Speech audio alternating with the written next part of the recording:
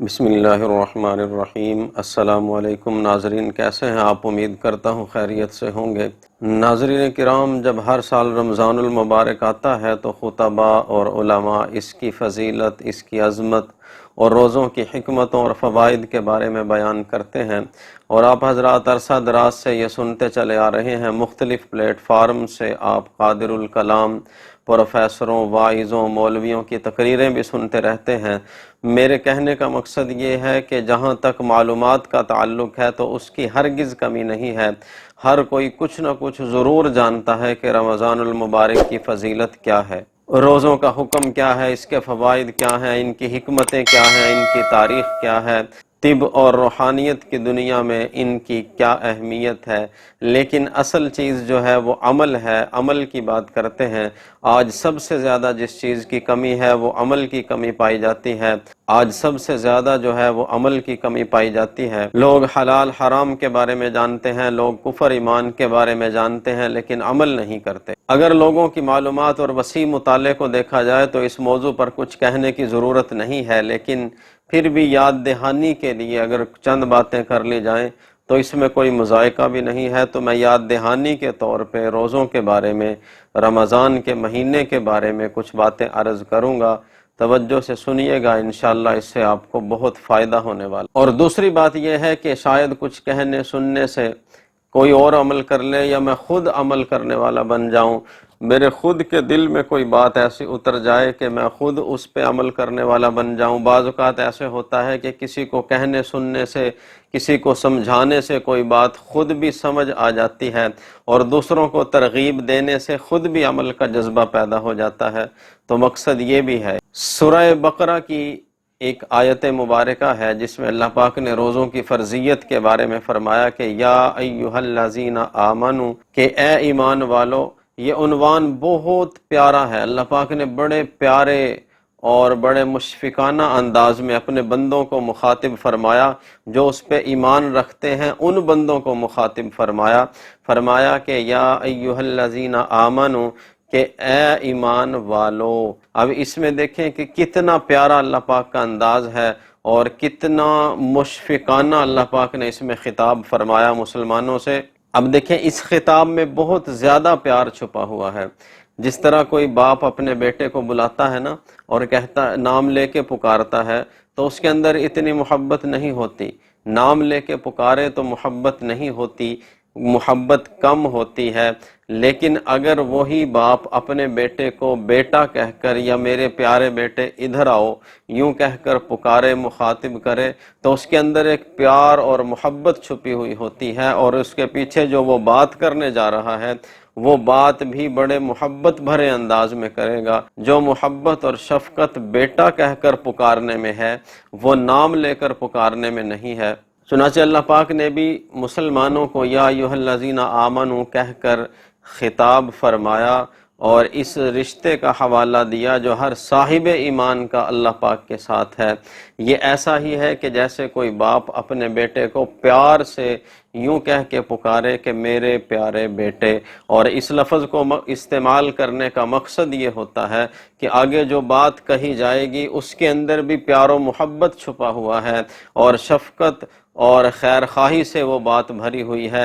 اس طرح اللہ تعالیٰ نے قرآن کریم میں ان الفاظ سے مسلمانوں کو مخاطب فرمایا۔ اس کی وجہ کیا تھی کہ اللہ پاک نے آگے ایک حکم دینا تھا، یا ایھا الذین آمنو کہہ کر آگے ایک حکم دیا، یا ایھا الذین آمنو کتب علیکم الصیام، کہ تم پر روزے فرض کیے گئے ہیں طلوع آفتاب سے پہلے سے لے کر غروب آفتاب تک، کیونکہ بھوکا پیاسا رہنا تھا، اپنی خواہشات کو روک کے رکھنا تھا۔ اس لیے رب العزت نے اتنے پیارے انداز میں یہ خطاب فرمایا، کیونکہ یہ تھوڑا سا مشکل کام ہے، اور گرمی کے موسم میں تو بہت زیادہ مشکل ہوتا ہے۔ اس کے اندر تھوڑی سختی ہوتی ہے، اس کے اندر تھوڑی مشقت ہوتی ہے۔ اس لیے اللہ پاک نے بہت پیارے انداز میں ارشاد فرمایا کہ یا ایھا الذین آمنو کتب علیکم الصیام، کہ روزے تم پر فرض کیے گئے ہیں۔ یا ایھا الذین آمنو، اے حسن ازل سے پیمانے وفا باندھنے والو، اے اپنے محبوب کی یکتائی کا کلمہ پڑھنے والو، اے اپنے خالق و مالک کی خدائی کا اقرار کرنے والو، اے دنیا میں توحید کے علم بردار ہونے کا دعویٰ کرنے والو، اگر تم اپنے دعویٰ میں سچے ہو تو ایک مہینے کے روزے رکھو اور اللہ کے سوا سب سے نظریں ہٹا لو اس مہینے کے اندر۔ یہ ایک محدود وقت کے لیے تم پر اللہ کا حکم لاگو کیا جا رہا ہے کہ اپنی نفسانی خواہشات اور نفسانی اور دنیاوی لذتوں سے کنارہ کشی اختیار کر لو۔ یہ ایک محدود وقت کے لیے تمہیں حکم دیا جا رہا ہے۔ اگر تمہیں شاہد حقیقی کا وصال چاہیے تو تمہیں یہ بھوک پیاس ایک مہینے کے لیے برداشت کرنی پڑے گی۔ دنیا کا اصول ہے کہ کچھ پانے کے لیے کچھ کھونا پڑتا ہے اور کچھ لینے کے لیے کچھ دینا پڑتا ہے، کچھ حاصل کرنے کے لیے کچھ گنوانا پڑتا ہے۔ تم جب اسے پانا چاہتے ہو جس کا پا لینا سب کچھ کا پا لینا ہے تو پھر اس کے لیے کچھ نہ کچھ تو کرنا پڑے گا۔ جس کو حاصل کر لینا کونوں مکان کا حاصل کر لینا ہے، پوری دنیا تمہارے قدموں میں آ جائے گی جس کو پا لینے سے، تو پھر کچھ نہ کچھ تو کرنا پڑے گا نا۔ اور تم سے اس نے کوئی بڑا مطالبہ بھی نہیں کیا۔ مطالبہ کیا ہے کہ صرف ایک مہینے کے لیے، صرف تھوڑے سے وقت کے لیے، ایک مہینہ تھوڑا سا وقت، محدود وقت کے لیے صبح سے شام تک بھوکا پیاسا رہنا ہے، اپنی خواہشات کو روک کے رکھنا ہے، بعض حلال چیزیں بھی ان سے بھی تم نے رک جانا ہے۔ فرمایا کتب علیکم الصیام کہ یہ روزے نفلی نہیں ہیں، یہ فرض روزے ہیں، تمہارے ذمے ہیں، ان کو رکھنا ضروری ہے۔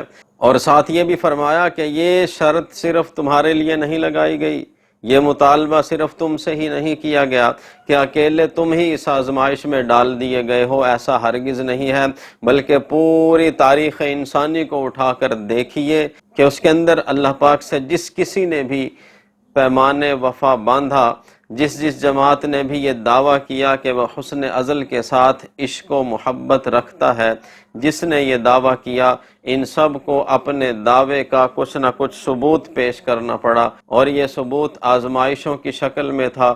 ہر کسی کو کسی نہ کسی آزمائش سے دو چار ہونا پڑا۔ تو اس لیے فرمایا کہ کما کتب علی الذین من قبلکم کہ تم سے پہلے لوگوں پر، تم سے پہلی امتوں پر بھی روزے فرض کیے گئے۔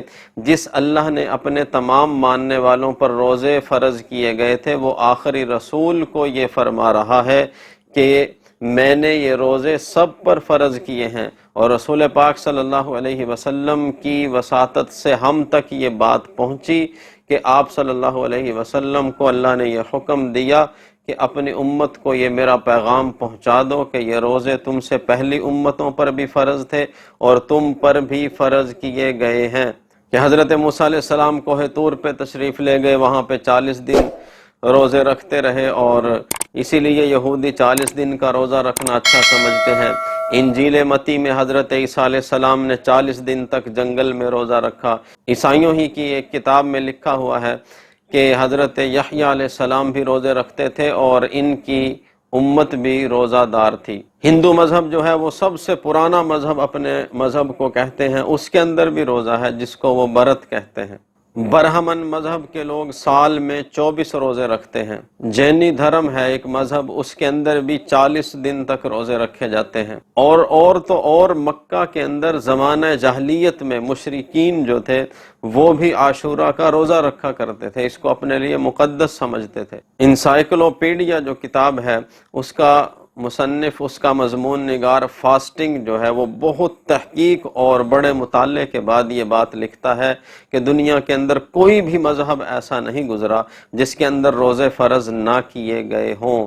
فاسٹنگ نے جو بات بڑی تحقیق اور مطالعے کے بعد بتائی، اللہ کے محبوب علیہ السلام نے بغیر تحقیق اور بغیر مطالعے کے علام الغیوب سے علم حاصل کرنے کے بعد ان سے یہ بات براہ راست اللہ کے محبوب علیہ السلام کو پہنچی اور وہ بات پھر ہم تک پہنچا دی گئی۔ بہرحال فرمایا گیا کہ روزے تم پر فرض ہیں، اور روزے فرض کرنے کا مقصد تمہیں تکلیف میں ڈالنا نہیں ہے، تمہاری جان کو ہلکان کرنا نہیں ہے، بلکہ اصل مقصد تمہاری بہتری ہے، تمہارے اندر ضبط نفس پیدا کرنا ہے، تمہاری اصلاح ہے، تمہارا تزکیہ نفس ہے، تمہارے نفس کی پاکیزگی ہے، اور مقصد یہ ہے کہ خواہشات تمہارے اوپر غالب نہ آئیں بلکہ تم خواہشات کے اوپر غالب آ جاؤ۔ تو روزے کا مقصد کیا ہے انشاءاللہ یہ اگلی ویڈیو میں عرض کریں گے۔ تو تب تک کے لیے اجازت، اللہ ہم سب کا حامی و ناصر ہو۔ اللہ حافظ، فی امان اللہ۔